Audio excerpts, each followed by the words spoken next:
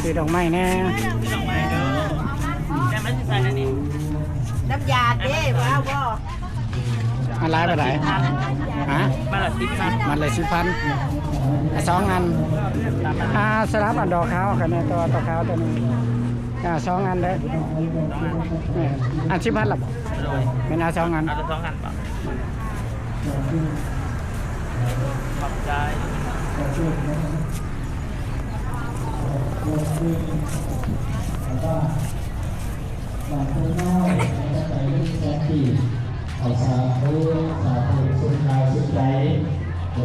สบายดีทุกคนทักทายสบายดีเลยทุกคนพี่น้อง FC เนาะแม่กาบารมเคยผู้ไทยกับจิพาพี่น้องมากราบไหว้บูชาวัดพระธาตุทางนาพี่น้องเนาะเมื่อนี้เป็นมื้อวันที่4พี่น้องเป็นมื้อแห่พระธาตุเพิ่นเด้อพี่น้องเมื่อนี้คนหลายที่สุดพี่น้องแห่พระธาตุเพิ่นยาวเบาเคยผู้ไทยกับจิเก็บภาพบรรยากาศพี่น้องชมกันเนาะเราฝึกลมเบิดเลยมันจะเก็บเงิน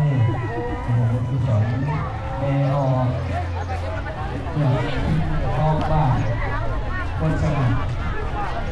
ใจสนามเป็นเด็กที่ต้องใจเศร้าหน้าปีเป็นแนวดอกปีที่เรา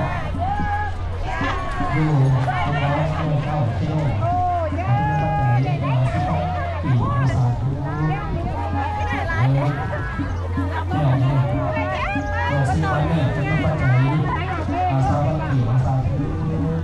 คนลายเลยพี่น้อง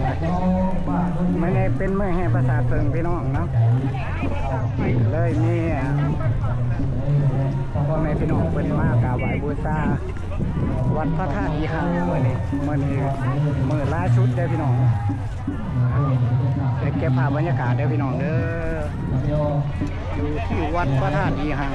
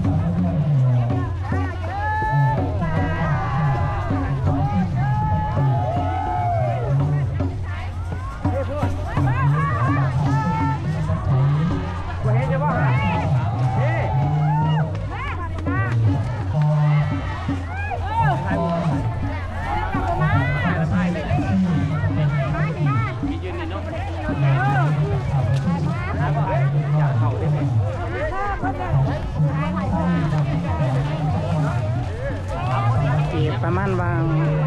บ่ายโมงกับเพิ่นก็สิมีวิธีการแห่พระธาตุเพิงเนาะพี่น้องเนาะยังอีกประมาณชั่วโมงกว่าๆพี่น้องใกล้สิฮอดแล้วล่ะไปรถจักรไปละมื้อรถใหญ่กับหลาน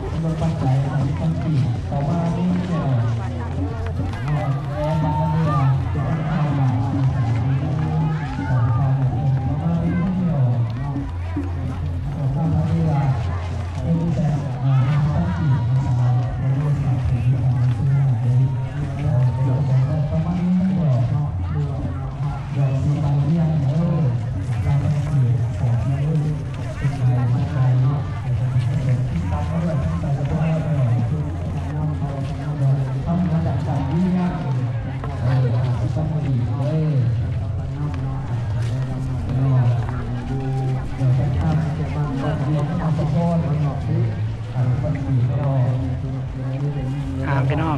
ยังรออีกถามว่าโดนเนาะพี่น้องเนาะเพิ่นก็สิได้แห่ประสาทเพิ่นนะพี่น้องไว้บัดนี่ก็ใกล้เวลาสิฮอดบ่ายโมงแล้วพี่น้องบ่อื่นเคยบ่ได้ก็มาเก็บภาพบรรยากาศเด้อพี่น้องอยู่งานวัดพระธาตุห้างเนาะบุญประจำปีแต่ละคนมีแต่ผู้แต่งตัวงามๆพี่น้องประเพณีลาวเฮาเนาะ เป็นการเล่นมาก่อนก่อนคนที่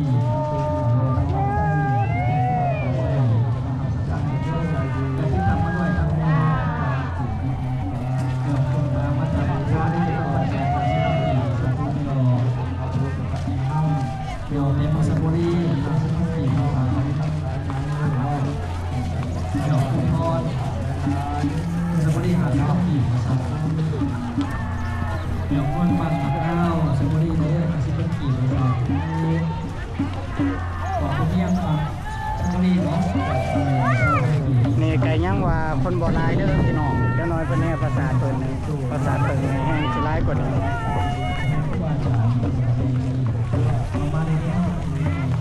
ที่กายนี่มาแห่ภาษาเพิ่นน้ำเพิ่นกาไปแห่ก็บ่ได้พี่น้องเลยเพราะว่าคนหลายเนาะฟังเบิ่งปีนี้เนาะพี่น้องเนาะปีนี้สิหลายกว่าปีกายบ่เนาะบ่อื่นเคยบ่ไทยก็จมบ่ได้แห่น้ำพี่น้องเพิ่นจนได้ยืนอยู่บนโต๊ะพี่น้องเลยปีกายปีนี้มีแต่ฟังเบิ่งเนาะพี่น้องว่าคนสิหลายคือปีกายบ่เนาะ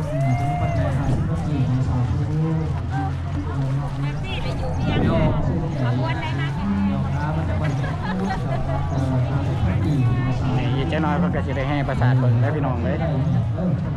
บ่ได้บ่อยากพลาดคลิปก็อย่าลืมฝากกดติดตามเด้อพี่น้องฝากกดไลค์กดแชร์เนาะ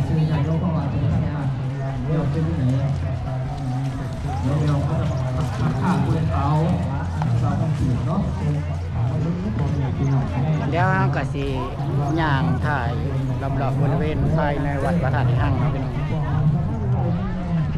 พ่อเนี่ย